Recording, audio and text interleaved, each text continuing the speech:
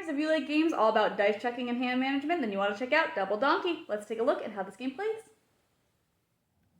In this game, each player has a personal pile of 10 cards that they are trying to get rid of in order to win the game.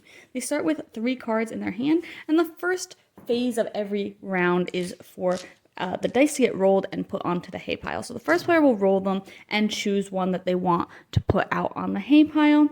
And they'll look at their hand to decide which one of their donkey cards they might play based on what dice are going to be out there. So they want to have not the highest value on a single card when it comes time to pick cards. So I have a lot of purples on my cards. That purple one looks pretty good. And then the next player will roll. And the only rule for following dice is that you cannot pick a number that's already on the hay as long as there are other numbers to choose from. So in this case, the second player could not pick that yellow 1 because there is already a 1 out there. If they had all been 1s, they would get to choose any die. But maybe they're going to pick this one, etc., etc. We'd keep going around until they all get placed. The last player does have the option, if this was the last die and it gets past the last player, they can choose to re-roll it or just to put it out regardless of if that number is already on there.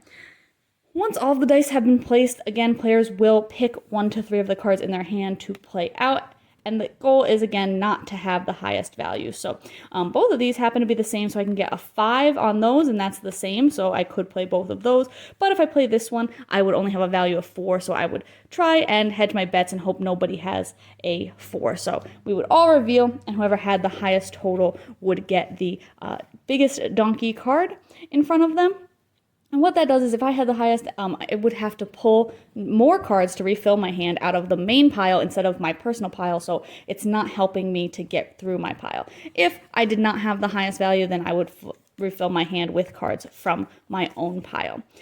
If somebody has played one of these Angry Donkey cards, the first thing that you're going to do is flip that die to its opposite side, which will of course affect the values of the other cards that have been played potentially, if anyone played that same color, and then that card is just worth whatever that single die is as well. Again, players will keep going around until somebody runs out of cards, and that player will be the winner.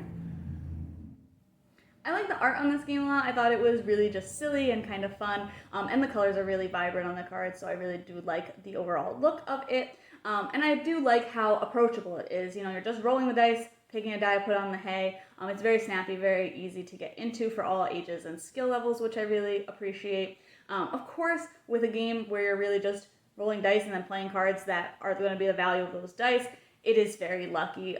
There's not often a lot of strategy that you can have. Of course, if you have doubles of cards, you can try and get rid of both of them. Cards that are the same value, you can try and get rid of multiple, but you never really know what other people are going to play, so you don't know what value you're going to have compared to them. Even if you think that you have a low value, it might not matter because ties come down to whoever has less cards in their pile, and if that's a tie, it's going to come down to another die roll, which doesn't always feel great. And especially if you already have this biggest donkey card, it doesn't feel great to have the highest value again going into the next round, even if you tried to play lower.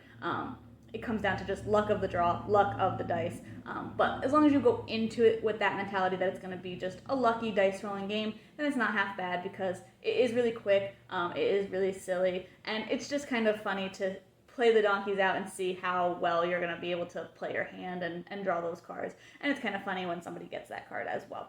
So if you are looking for a really light card and dice game, then this one is probably up your alley, and it is really small and portable, which can also be very convenient as well. But you can check out my full thoughts on the blog today to decide if this one's for you.